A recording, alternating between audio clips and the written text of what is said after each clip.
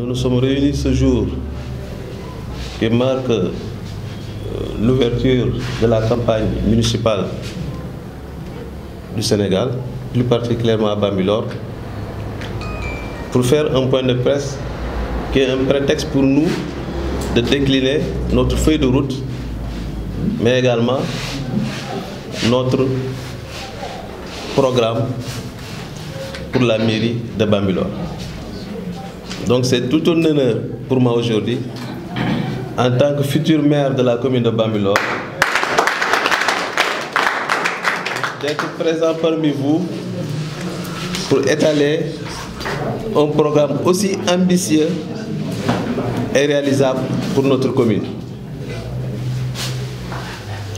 Je pense que pour ne pas trop y verser, je pourrais même ne pas parler. Je vais donner la parole à Ndeye Djiréo Abdoulaye Sylla, qui se trouve être notre directeur de campagne. Il va vous faire une note succincte du programme de la grande coalition Wallu Sénégal ici à Bambilor. Je vous remercie. mbokk yi salaamaaleykum maa ngi nuyu ñëpp ku nekk sa tur ak sant di nuyu population commune Bambilor yëpp di wax ne tey ñu ngi sant yàlla ci toog fii ginnaaw bi nga xamante ne bii le futur maire Mamadou Damba Danfakha mu ngi am yaakaar ak yéene ak confiance ci man pour dénk ma li nga xam ne mooy direction de campagne am di ci sant ñëpp ñi nga xam ne bokk nañ ci coalition bi di leen wax ne yàlla nañu yàlla jàppale ba ndam rek topp ci di wax ne dinaa wax ci candidat bi muy Mamadou Demba Danfakha di nit koo xam ne du dafa xaar ba élection jóg mu jóg rek bëgg taxawu goxu commune Bambilor dafa di nit koo xam ne li ñu gën a dugal ci ànd ak moom coaliser ak moom mooy que fépp fu ñu dem nit ñi ñu ngi wax mbaaxam ci action sociale yi muy def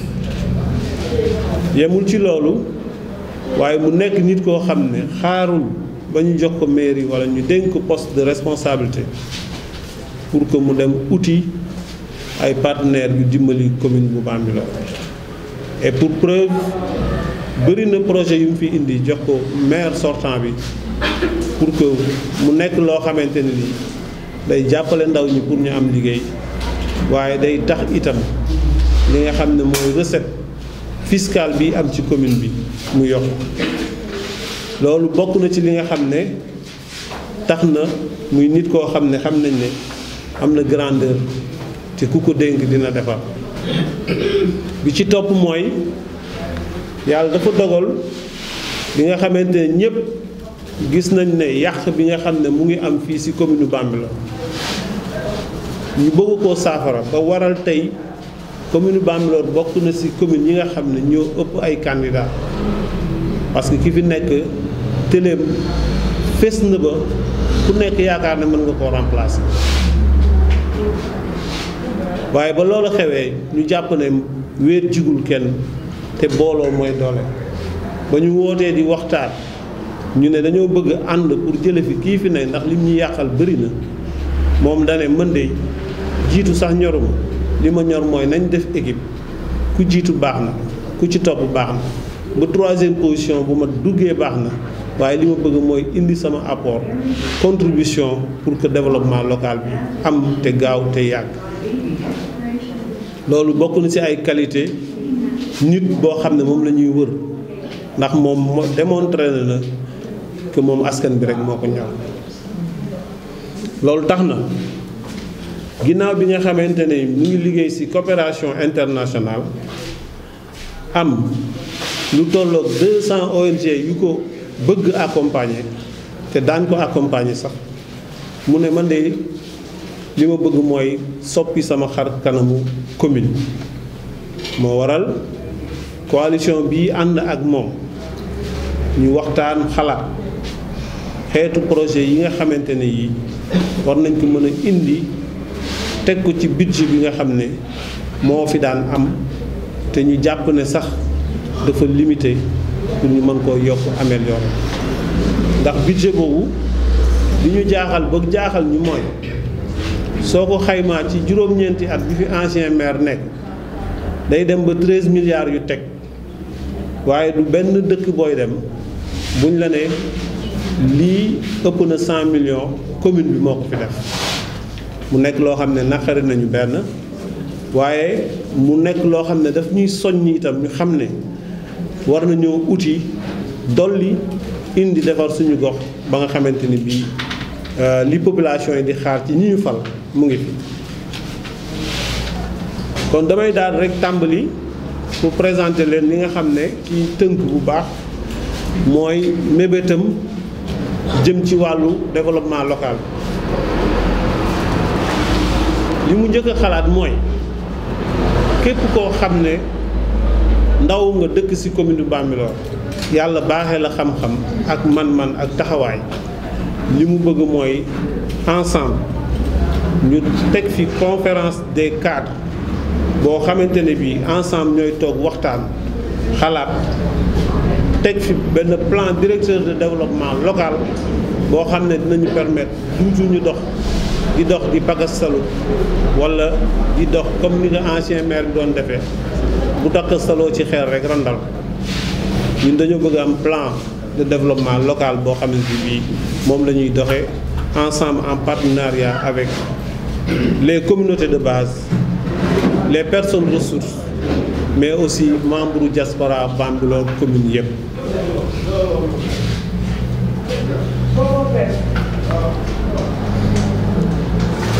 ci wàllu agriculture jàpp nañ ne mënta ñàkk kon agriculture da di loo xam ne Sénégal mënu koo ñàkk bu dul dara sax xanaa nga ne nga créer benn poumon vert ci biir lotissement yi nga xam ne ñoo fi am yëpp parce que dafa warul mën nekk rek ñu ne ay dëkkuwaay kese moo fi nekk ndax dëkkuwaay day ànd ak am liggéey day ànd ak am naataange mais day ànd ak environnement bu sell ba tax ñu ne du ñu bàyyi mukk gannaaw li nga xam ne mooy agriculture industrielle du ñu bàyyi itam élevage industriel ba dinañ góorgóorlu ba créer ay zone yoo xamante ne spécial réservé pour loolu mu sukkandiku si itam wax ne ku fàttaliku gox bi xam ne zone agricole la woon te bët Sénégal bii ngeen daan dégg suuf boobu mu ngi fi ba tey di ay hectares des fi ñu mën koo defar aménager ko jox ko ndaw ñi ñu liggéey si ba nga xamante ne bii la ñuy liggéeyi Espagne ak faneen dinañ ko mën a liggéey seen réew. loolu nag dafay ànd ak tàggat bu wér accompagner leen mais aussi accompagner leen ba ñu mën a am ay fonds yoo xamante ne fonds d'investissement lay nekk mais aussi fonds de bonification yoo xam ne crédit bu ñu leen mënti jox dinañ ko mën a fay à échéance sans ñu teg ci taxe yoo xamante ni ëpp na li nga xam ne mooy la norme. ñu ne ci wàllu aménagement du territoire ñu ne dafa bëri ay promoteurs d'habitat yu fiy ñëw ñëpp bëgg a defar waaye ñun jàpp nañ ne defar boobu dafay laaj ñu joxante loxo fexe ba lépp luñ fiy def mu bañ a nekk loo xam ne après day gàllankoor le vivre ensemble maanaam dëkkuwaay yi ak jàmm ak salaam ñu bëgg a fexe ba loolu bu ñëwee dinañ ko defin boo xamante ne bii du nekk loo xam da ngay bàyyi ku nekk rek mu def lu ko neex ba nga xamante ni li xew Bambilor jamono yi at yi passé yëpp muy inondation dara waru ko lu dul aménagement bu bon ñu bëgg a taxaw accompagner képp kuy promoteur bi fi ñëw ñu ànd ak yow jox la suñuy tegtal ba nga xamante ni bii di nga mën a liggéey bu sell te rafet te du am impact négatif ci population yi. ñu ne itam dinañ fexe aménager ay zone industrielle benn zone industrielle boo xam ne képp ki nga xam ne ñoo am ay corps de métier je peux citer les mécaniciens, les menuisiers yeneen corps de métier yëpp nañ fa mën a daje de sorte que dinañ mën a d'abord jàppale xale yi nga xam ne seen njàng dafa yàqu ñu mën leen héberger, mais aussi fexe ba renforcer seen capacité de le consommer local am ba lépp lu commune bi soxla wala bépp industrie bu nekk fii aux environs doo jëndi fenn li nga soxla wala dem uti fenn service waaye di nga yem ci corps de métier yi fi nekk ndax dinañ leen encadrer gunge leen ba ñu mën a ñoŋal seen liggéey. gox bi dafa soxla ay infrastructures modernes mais loolu dafa yomb ndax li nga xam ne mooy loi bi régir les pôles ak pôle yi ni mu tëddee weesuwul urbanisation bu bees boobu nag li mu lay jàppale mooy dafay am ay espace yoo xam ne c'est réservé pour des infrastructures mu jaadu kon li nga xam ne mooy commune bi jël infrastructure yooyu fexe ba ensemble outil ay partenaires public privé pour que ñu développer ko ba li ñu soxla lépp ñu am ko fi. Et je dirais par là que suñu projet bokk na ci ñu ne dinañ fi def hôpital municipal boobu partenaires yi déjà sont identifiés bokkul ak hôpital municipal bi maire doon wax nag te dara amu ci bii moom dëggantaan la muy loo xam ne dañ ko bëgg a teg mu nekk ñu def ko. am na aussi partenaire bu fi ñëwoon waxtaan aussi pour ñu am un stade municipal multifonctionnel loolu bëgg nañ incha allah dinañ ko fi def bëgg nañ dëkk yëpp yi nga xam ñoo fi nekk équipe yi fi nekk yëpp incha allah kenn du si paas di demati Tëngéej di football yi waaye dëkk bu ne bëgg nañ la aménager espace multifonctionnel sportif boo xamante ne bii di nga mën a vraiment exercer ce sport foofu mais jàppale les jeunes talents pour ñu percer aussi génne. ñu ne ci wàllu éducation dañu bëgg at bu jot ñu fexe ba daara yi ñu subventionné leen église yi mais aussi lieu de culte yi ñu gunge leen fexe ba aussi ñu taxawal fi jongante ci wàllu diine xale yi ñu fexe ba ñu am ay jongante at bu jot ñu seet élèves yi nga xam ne ñoo gën a xarañ ci njàngam alxuraan wala ci affaire catéchisme wala leneen ñu motiver leen ba seen nawle yi jéem a roy ci ñoom pour améliorer leur niveau éducatif. ñu ne dinañ gunge itam ndaw ñi ci njàng mi dañ fexe ba service de transport am fi pour élèves yi ak étudiants yi nga xam ne dañuy génne hors la commune de Bambilor pour jàng ji faneen mais aussi jàppale leen ci seen hébergement de sorte que problème yi ñu doon am dutuñu ko am. dinañ fexe ba ay bourse ak ay aide ñu yokk ko naam amoon na mais ñu yokk ko de sorte que étudiants yi ak élèves yëpp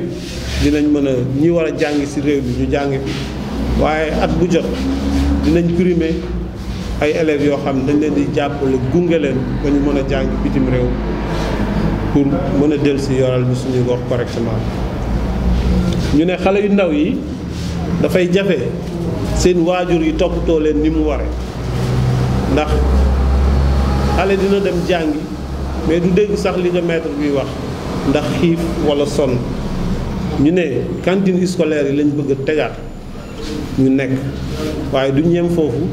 mais dinañ fexe ba fourniture yi xale yi di ko am à temps bañ a xaar bee ko tëj nga jox leen ko nañ leen ko jox à temps et en quantité pour que vraiment parents yi mën a soulager wu un peu ci côté boobu. ñu jàpp ne aussi dafa am cité yu bëri yu ñëw fekk si ñu cité yooyu tey ku ci nekk da nga ñëw ak sa njaboot waaye ba ngay ñëw indaale woo école publique. ñu ne espace yi nga xam ne dañ ko réserver ci cité yooyu dañu bëgg a def tout pour que ñu accompagner leen ak ay école publique pour désengorger un peu école yi nga xam ne ñoo fi nekk te ñuy constater ne ay 100 élèves dañuy nekk ci benn salle de classe.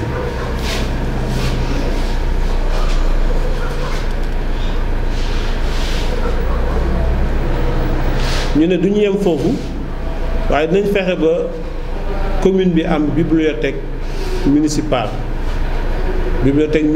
waaye moderne boo xam ne numérisé lay nekk ba pour nga gëstu fa wala nga fexe améliorer sa njàng ko wala say recherche dina yomb loolu aussi bokk na ci programme bi nga xam ne incha allah dinañ ko taxawal. waaye ku ne dëkku ak réew ñu ne identité donc ci biir identité boobu moo tax ñu ne at bu jot bëgg nañ créer festival culturel annuel ci commune bu Bambilor loolu yëpp pour may chance suñu jeune talent yi fi nekk ak acteurs culturels yi pour que ñu mën a exercer mën a émerger encore mais loolu yëpp ñu ngi koy teg ci création benn entité cadre boo xam ne bii pour la concertation des acteurs lay nekk entité boobu dinañ leen accompagner dinañ leen gunge ba nga xamante ne bii dinañ jox benn identité correcte suñu commune bu Bambilor ba mën a attirer le tourisme et l'investissement. dinañ fexe ba retracer valeur culturelle yëpp yi nga xam ne moo nekk ci localité bi loolu yëpp dans le but pour jox daal maanaam benn xar kanam suñu commune ba nit ñi gën koo bëgg gën koo sopp gën fee yegsi. ñu ne ci wàllu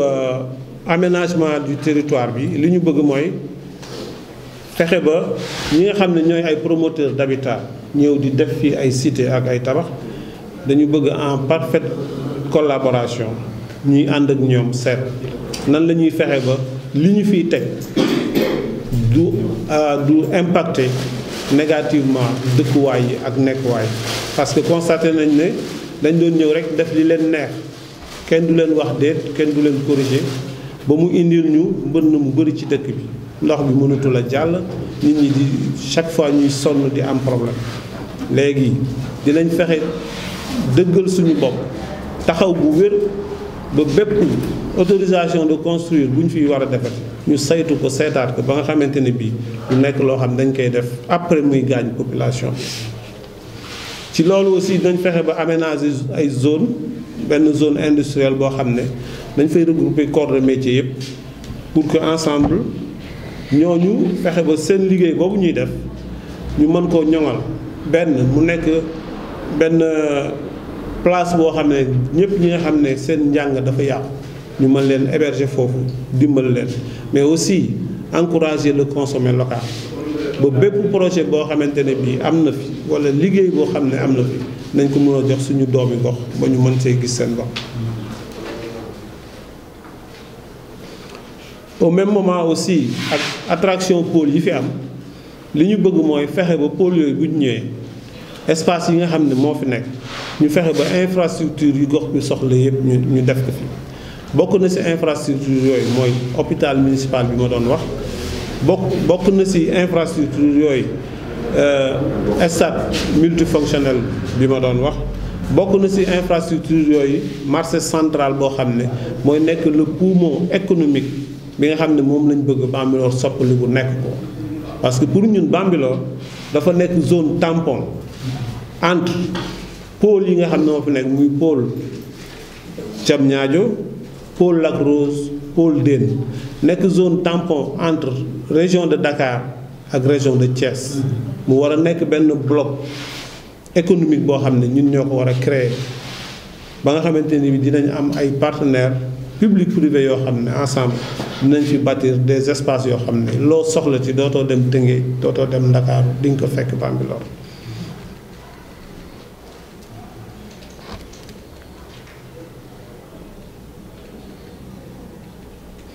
ñu ne dafa am ay zones yoo xamante ne yi foog ñu taxaw si pour jàppale si nit ñi parce que ku ne xam na ne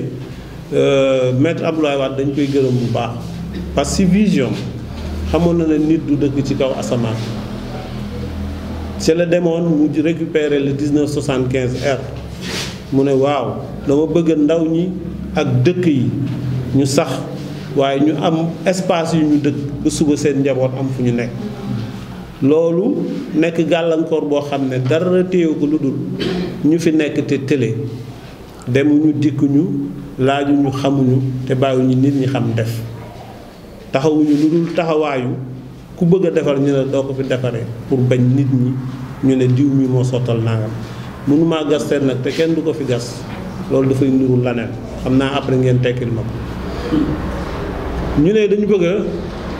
logements sociaux yi nga xam ne ñu ngi dégmal si fii itam ñu fexe ba def tout pour que femmes yi jeunes yi couches vulnérables yi ak handicapés yi ñëpp ñu fexe ba ñu cëru si ñu am si dinañ créer système boo xam ne dinañ leen accompagner de sorte que dinañ mën a bénéficier ci loolu pour li jëm ci wàllu woowu aussi duñ ko def ñun rek parce que am na ci loo xam ne ay compétence la yoo xam ne am nañ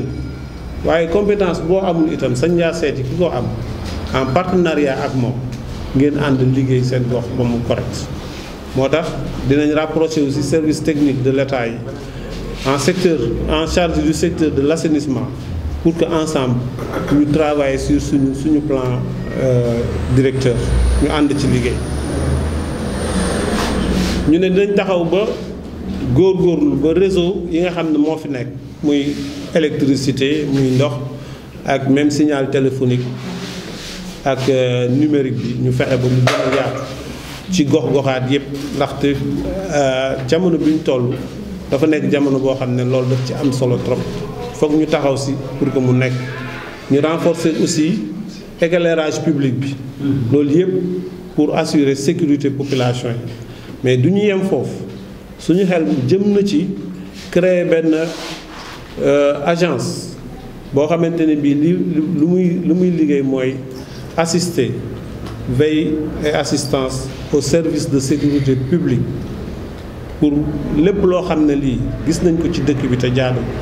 ñu signaler ko pour que service d'ordre di taxaw si correctement ba jàmm gën a sax suñu ko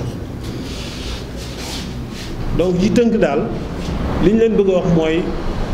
ñun am nañ lu ñu naqari suñu secteur suñu gox parce que Bambilor dafa nekk dëkk boo xamante ne bokk na ci commune yi nga xam ne ñoo ëppoon koom ci communes yi kon su fekkee ne ñun dem nañ ba toog ba nëgë ni ñu ne ki ñu dénkoon suñu koom juróom-ñeenti at 2 ans délégation spéciale 5 ans mandat ak 2 ans de rallonge muy 9 ans ñu toog ba nëgë ni di ko laaj suñu 13 milliards fu mu dugg mënuñu koo leeral ndax ne du joxe bilan ndere falaatuñ ko ba pare dama ne dafa amul bilan te lim fi liggéey ñëpp gis nañ ko ñun nag li ñu bëgg mooy koo xam ne bu ñu la dénkee nga liggéey da ngay rendre compte loolu lañ soxla bu rendre woon compte sax ñu mën koo wax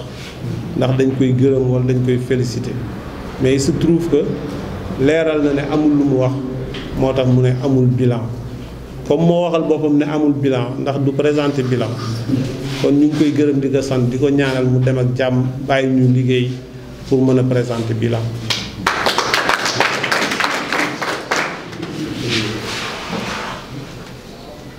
beneen bi mooy suñu njaboot bi ñun dañu am problème ndax suñu njaboot bi dañoo amoon yaakaar ci moom trop jàpp ne kilifa lu mu la wax dëgg la jàpp ne kilifa bi nga bëgg di ko gunge ci activité yu yépp du la seetaan mukk ngay dugg ci lu lay lor suba waaye tey fii ñu toog di wax ak yéen doomi Bambilor yu bari daw nañ génn dëkk bi liggéey seetaan gum leen seetaan ñu dugg ci loo xamante ni lu ne topp na leen ci ba mënatuñoo toog seen dëkk et parmi eux ki nga xam ne moo nekkoon directeur de campagne am élection yi passé kooku xam ngeen ne wér na ne lu ne defal na ba mu falu kon kooku bu demee ba mënatul toog si dëkk bi abandonné njabootam ak ñëpp loolu mooy firndeel sa médiocrité maanaam ay limitam ak ni mu seetaane suñuy ndaw dugalu leen ci lu baax au moment où je vous parle tey bu dul woon taxawaayu ay membres yoo xam ne dañoo bokk ci genn kuréel gu mag ci dëkk bi tey dina am ñeneen ñu fi jël ci yóbbu leen te dara warul la ko lu dul mu seetaan leen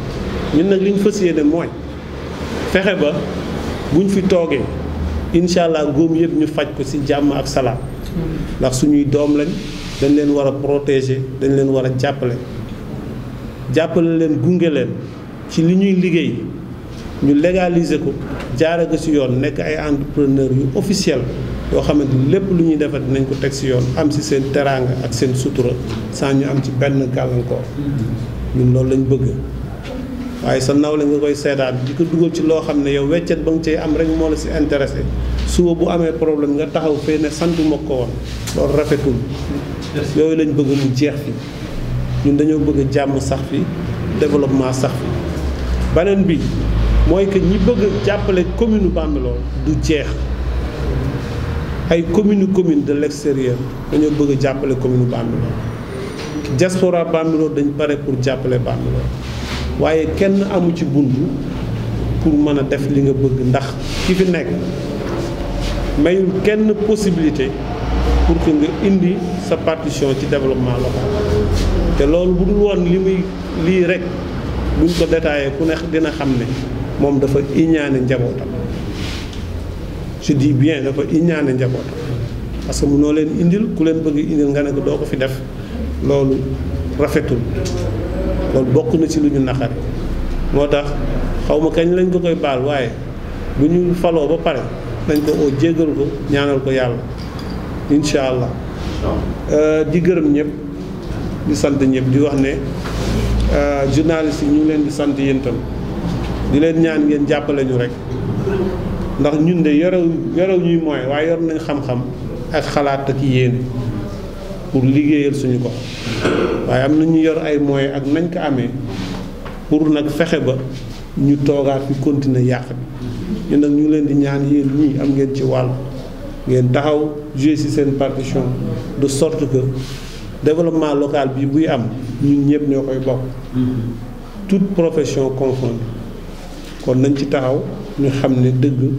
la yàlla bëgg te dëgg rek mooy mujj asalaamaaleykum wa rahmatullah